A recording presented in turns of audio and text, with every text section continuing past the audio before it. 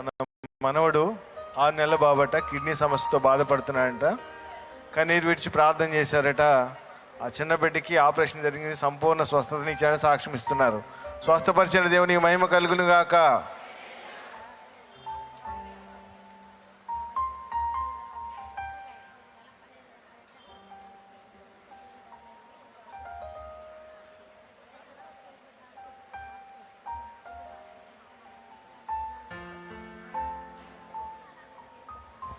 Praise the lord.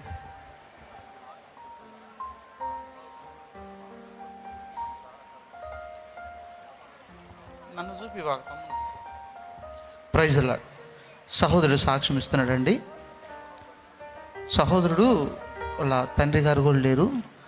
తల్లి కష్టపడి తన పని చేసుకుంటూ చిన్నవాడిని చదివిస్తూ ఉంది. సహోదరుడిని 2019 వరకు చదువుకున్నాడు. కుటుంబ బాధ్యతలు పెరిగి తాను వేరే ఉద్యోగం చేసుకుంటూ ఆశ అయితే ఉంది విదేశాలకు వెళ్ళి చదవాలి అని.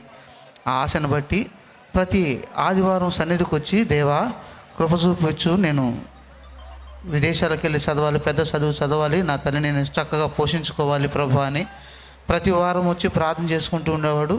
తన జీవనోపాధికి వెళ్తూనే ఉండేవాడు. అయితే దేవుడు తన ప్రార్థన ఆలకించి దేవుని మహాకృపను బట్టి ఆ విదేశాల్లో చదవటానికి కృపనిచ్చాడు.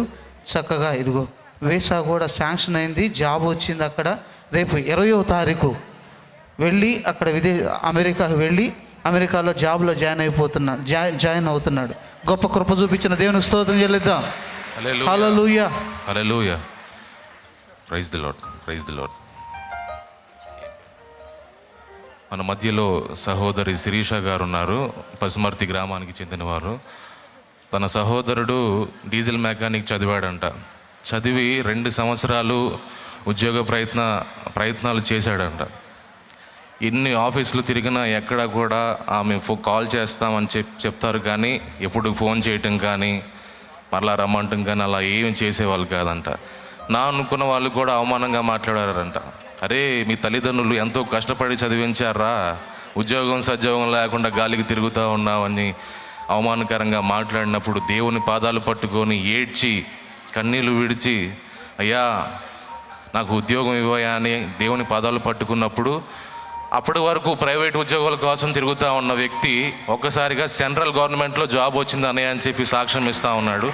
దేవుడు చేసిన గొప్ప కార్యాన్ని బట్టి దేవునికి స్తోత్రాలు చెల్లిద్దాం. హల్లెలూయా.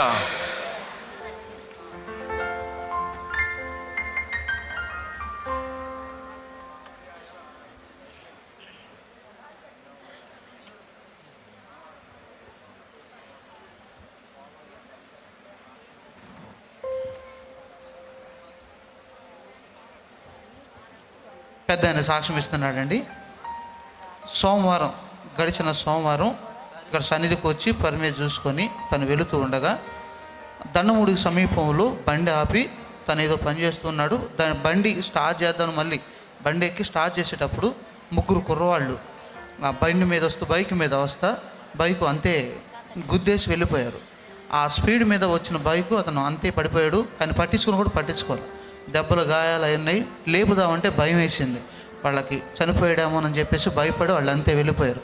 అయితే దేవుని మహాకృప మళ్ళీ ఆ ఊరు నుంచి మరొక వ్యక్తి ఆ సమయాన్ని రావటం, అతన్ని తీసుకెళ్ళి హాస్పిటల్ చూపించినప్పుడు ప్రమాదం ఏమీ లేదు, ఇబ్బంది ఏమీ లేదు, చక్కగానే ఉందని చెప్పేసి ఆ చిన్నపాటి గాయాలతో దేవుడు కృపనిచ్చి మరలా ఇప్పుడు కోలుకొని ఈరోజు సాక్ష్యం చెప్పడానికి దేవుడు స్వస్థపరిచాడన్నా, దేవుడు నన్ను కాపాడు పెద్ద ప్రమాదం నుంచి అని చెప్పేసి తండ్రి గారు సాక్ష్యం ఇస్తున్నాడండి.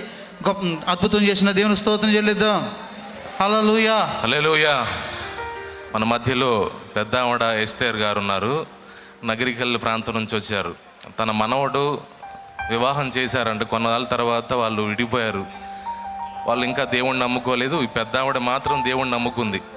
వాళ్ళకి దేవుడి గురించి పరిచయం చేసి, అయ్యా నువ్వు దేవుణ్ణి నమ్ముకోరా, నీ జీవితం చక్కబడుతుంది, మీ ఇద్దరి మధ్యలో సమాధానం వస్తుందయ్యా, ఒక్కసారి మోకాలేసి ప్రార్థన చేయయ్యా అన్నప్పుడు ఈ పెద్ద ఆవిడ ఆ కుర్రాడు ఇద్దరు కలిసి మోకాలేసి ప్రార్థన చేసినప్పుడు ఆశ్చర్యమైన రీతిలో మరలా తన భార్య వచ్చి ఇద్దరు కలిశారన్నయ్య. మరలా వాళ్ళు దేవుని సన్నిధికి వచ్చి దేవుని సన్నిధిలో మేము కూడా గడుపుతాము, అలాగే రక్షణ కూడా తీసుకుంటామని తీర్మానం చేసుకున్నారంట. దేవుడు చేసిన గొప్ప కార్యాన్ని బట్టి దేవునికి స్తోత్రాలు చెల్లిద్దాం. హల్లెలూయా.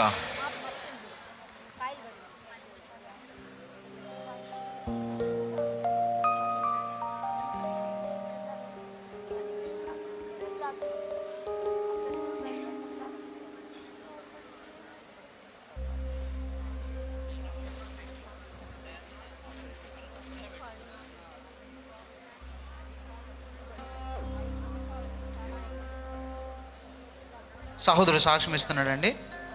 గత కొంతకాలం క్రితము, కొన్ని నెలల క్రితము చిన్న పాప 3 నెలల పాప దగ్గుతూ బాధపడుతూ ఉంటే హాస్పిటల్కి తీసుకెళ్తే చిలకలూరుపేట హాస్పిటల్ తీసుకొచ్చినప్పుడు ఆ 3 నెలల పాపకే ఊపిరితిత్తులను నెమ్ము చేరింది, సీరియస్ అయింది. ఇంచుమించు 70,000 దాకా ఖర్చు అవుతాయి. అర్జెంటుగా వైద్యం చేయాలంటే ఇంత ఖర్చు అవుతుంది కాబట్టి డబ్బులు కడితే మేము ఆపరేషన్ చేస్తామన్నారు. అయితే వీళ్ళ దగ్గర అంత డబ్బులు లేవు. ఇది ఏ రోజు పని చేసుకొని ఆ రోజు తినే పరిస్థితి. ఏం చేయాలో తెలియలే.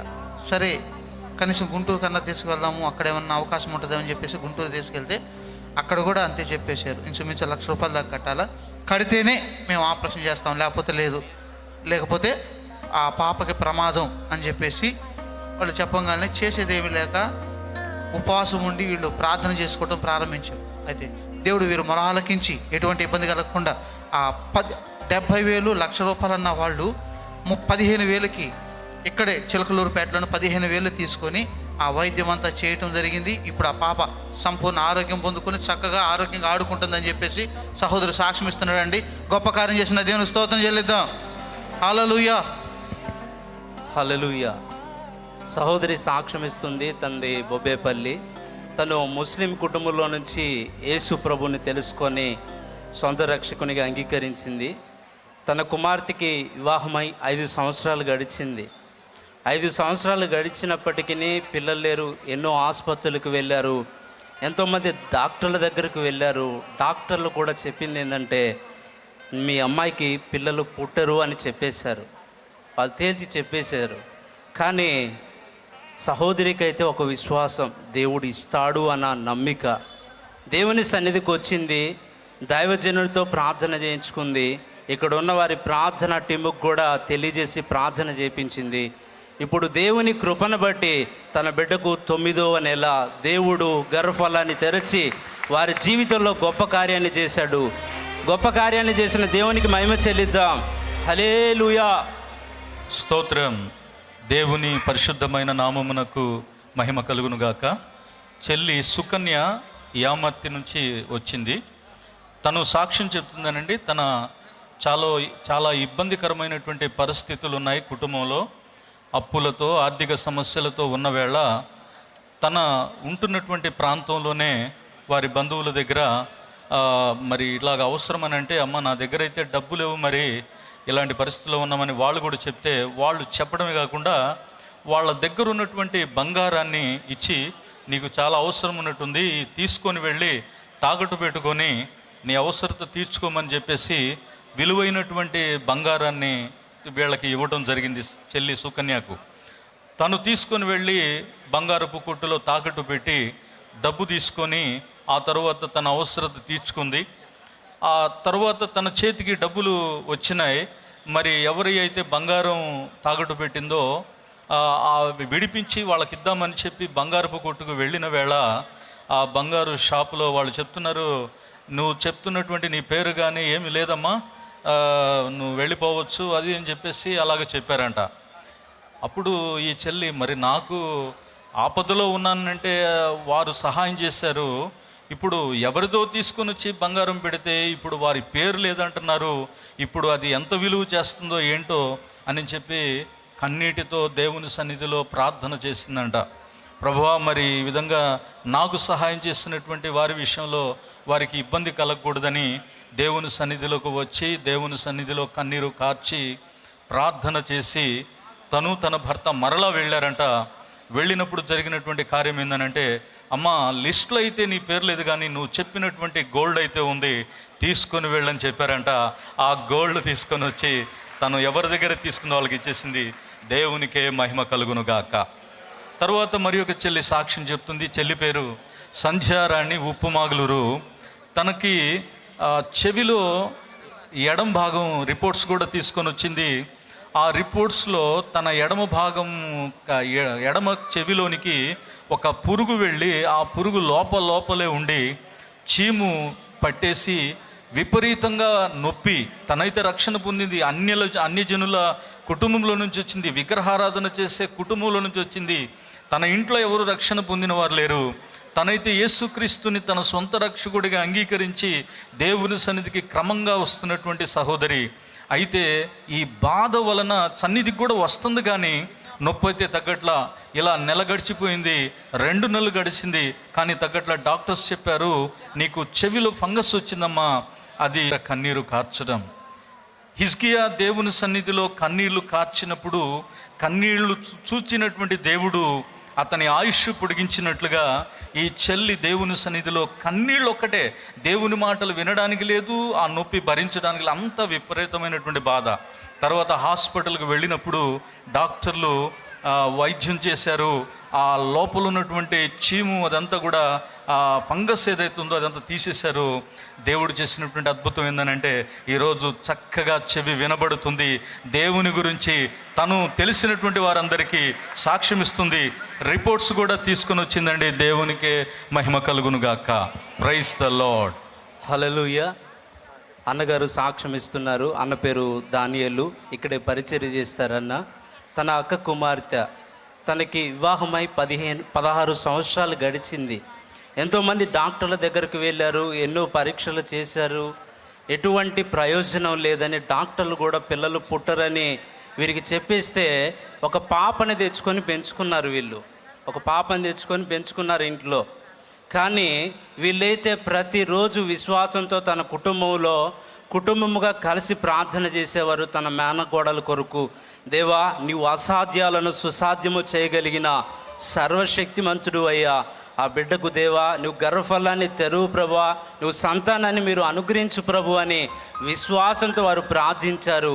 దేవుని మహాకృపను బట్టి ఒక మంచి మగబిడ్డను దేవుడు అనుగ్రహించాడు. దేవుడు వారి పట్ల చేసిన కార్యాన్ని బట్టి దేవుని నామానికి చప్పట్లు కొట్టి మహిమపరుద్దాం. హల్లెలూయా. హల్లెలూయా. సహోదరి పేరు హిమబిందు అండి. తను పులివెందుల ప్రాంతంలో నివాసం ఉంటుంది. తనకి 3 సంవత్సరాల నుంచి శరీర బలహీనతతో బాధపడుతూ ఉంది. ఎవరైనా శరీరం ముట్టుకున్నా కానీ గాయం అవుతుందంట, విపరీతమైన పెయిన్ ఉంటుందట, చాలా వేదన చెందిందంట. 4 హాస్పిటల్ తిరిగినా ఏ ప్రతిఫలం లేదు. ఎవరు తన స్నేహితురాలు తండ్రి సన్నిధికి వెళ్ళు అని చెప్పినప్పుడు సహోదరి ఇక్కడికి వచ్చి ప్రార్థన చేయించుకొని మరొక హాస్పిటల్కి వెళ్ళినప్పుడు ఆ బలహీనత లేకుండా సంపూర్ణ స్వస్థతని ఇచ్చాడని సాక్ష్యం ఇస్తుంది. స్వస్థపరిచిన దేవునికి మహిమ చెల్లిద్దాం. దేవుని పరిశుద్ధమైన నామమునకు మహిమ కలుగును గాక. గొరజవోలు గ్రామం నుంచి చెల్లి ఇందు అనేటువంటి ఒక చెల్లి వచ్చిందండి. తను సాక్ష్యం చెప్తుంది. తన యొక్క ఆడబిడ్డ పొలం పనికి వెళ్ళినప్పుడు అక్కడ విషసర్పం అనేది తన ఆడబిడ్డని కరవటం జరిగింది.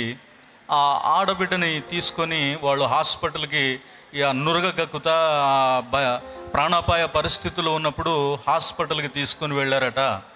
ఆ తీసుకుని వెళ్ళినప్పుడు హాస్పిటల్లో వైద్యులు చెప్పారు, ఈమె బ్రతకటం కష్టం, అది పాయిజన్, ఆ విషం అనేది బాడీలో చాలా భాగం వరకు పాకింది అని చెప్పారంట. అయితే ఈ చెల్లి తనతో కూడా ఉండి తను రక్షణ పొందింది, తన కుటుంబం కూడా రక్షణ పొందారు. తను చెప్పిందంట, నువ్వేం భయపడవద్దు, డాక్టర్లు చెప్పారు కానీ నా పరమ వైద్యుడైనటువంటి యేసయ్య నిన్ను బాగు చేయగలడు, నిన్ను బ్రతికించగలడు.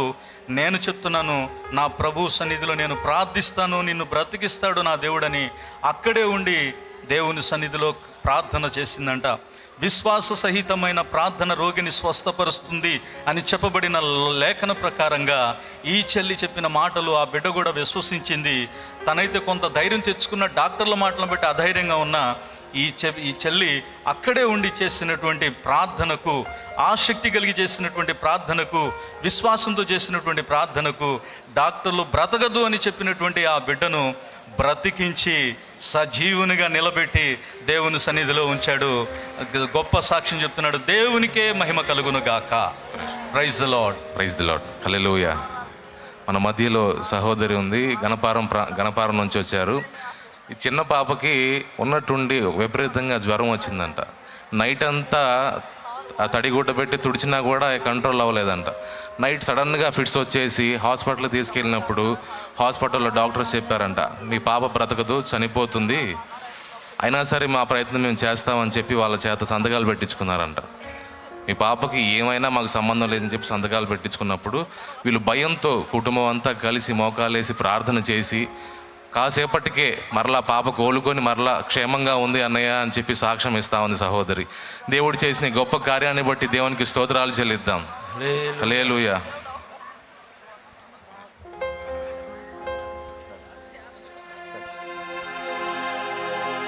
మైకేల్ అనే చిన్న బిడ్డ అండి, 2 సంవత్సరాల చిన్న బిడ్డ. తను తన బలహీనతో ఉంటే హాస్పిటల్కి తీసుకెళ్తే మా హార్ట్లో హోల్ ఉందని చెప్పారట డాక్టర్లు. ఆ హోల్ కూడా చాలా పెద్ద హోల్ అట. ఇంకా వీళ్ళైతే డాక్టర్లు ఆ బిడ్డ బతకడం కష్టం అన్నట్లు చెప్తే 2-3 హాస్పిటల్ తిరిగారట. ఏ హాస్పిటల్ తిరిగినా కానీ అదే సమస్య చెప్తా ఉన్నారు. సహోదరి అయితే సన్నిధికి వెళ్ళి ప్రార్థన చేద్దామని ఆల్ నైట్ ప్రతిరోజు సన్నిధిలో ప్రేయర్ జరుగుతుంది, ఆల్ నైట్ ప్రేయర్ జరుగుతూ ఉంటుంది. ఆల్ నైట్ ప్రేయర్లో సహోదరి కన్నీరు విడిచి ప్రార్థన చేసిందంట. మళ్ళీ హాస్పిటల్కి వెళ్ళి డాక్టర్ని అడిగినప్పుడు 2 రోజుల తర్వాత రండి అని చెప్పారట. మళ్ళీ వచ్చి సన్నిధిలో ప్రార్థన చేసుకుని 4 రోజుల తర్వాత వెళ్ళి మళ్ళీ టెస్టులు చేస్తే ఆ హోల్ అంతా పూడిపోయింది, ఏ బలహీనత లేదని సాక్ష్యం ఇస్తూ ఉంది. దేవుడు చేసిన అద్భుత కార్యాన్ని బట్టి దేవునికి మహిమ కలుగును గాక. దేవుని పరిశుద్ధమైన నామమునకు మహిమ కలుగును గాక. పరిశుద్ధ గ్రంథంలో భక్తుడైన దావీదు ఒక మాట అంటాడండి, చిరకాలము యెహోవా మందిరములో నివాసము చేయగోరుదును. ఆశ కలిగి ఉన్నాడు. దుప్పి నీటి వాగుల కొరకు ఆశపడినట్లు దేవా నా ప్రాణము నీ కొరకు తృష్ణగొనుచున్నది అని. చెల్లి అరుణ గిద్దలూరు నుంచి వచ్చిందండి. అయితే తను ఆశ కలిగి ఉంది ఏందనంటే దేవుని సన్నిధికి వెళ్ళాలి. అక్కడి నుంచి తను తన భర్త ఇద్దరు రక్షణ పొందారు. దేవుని సన్నిధికి వస్తున్నారు. చాలా దూరం అయిపోయింది. ప్రభువా నీ సన్నిధికి దగ్గరగా, నీ మందిరానికి దగ్గరగా ఉంటే ఇంకా బాగుంటుంది నాయన. 1 కూటం కాదు 3 కూటాల్లో పాలు పంచుకోవచ్చు. నీ సన్నిధిలో సంపూర్ణ సంతోషం ఉంది, సుఖం ఉంది నాయన అని దేవుని సన్నిధిలో ప్రార్థన చేసిందంట. తన భర్త ఆర్టీసీలో డ్రైవర్గా పనిచేస్తున్నాడు. తను దేవుని సన్నిధిలో ఆసక్తి కలిగి దేవుని మందిరానికి దగ్గరగా ఉండాలని ప్రార్థన చేసింది. ట్రాన్స్ఫర్స్ విషయంలో తన భర్తకు దేవుని మందిరానికి సమీపంగా ట్రాన్స్ఫర్ అవ్వాలని దేవుని సన్నిధిలో ప్రార్థన చేసినప్పుడు దేవుడు గిద్దలూరు నుంచి చాలా, అంటే ఇప్పుడున్నది కూడా దూరం దగ్గరేం కాదు, ఒంగోలుకి దేవుడు ట్రాన్స్ఫర్ చేశాడంట. దేవుని మందిరానికి చాలా దగ్గరగా వచ్చాను. దేవుని సన్నిధిని అనుభవించడానికి, దేవుడు చేసిన మేలును బట్టి దేవునికి కృతజ్ఞతాస్తుతులు చెల్లించడానికి దేవుడు గొప్ప భాగ్యం ఇచ్చాడని చెల్లి ఆనందంతో పరవశించి దేవుణ్ణి స్తుతిస్తూ ఉంది. దేవునికే మహిమ కలుగును గాక. ఆమేన్. యేసుని కృప అది శాశ్వత కృప, యేసుని కృప అది శాశ్వత కృప, యేసుని కృప అది శాశ్వత కృప, యేసుని కృప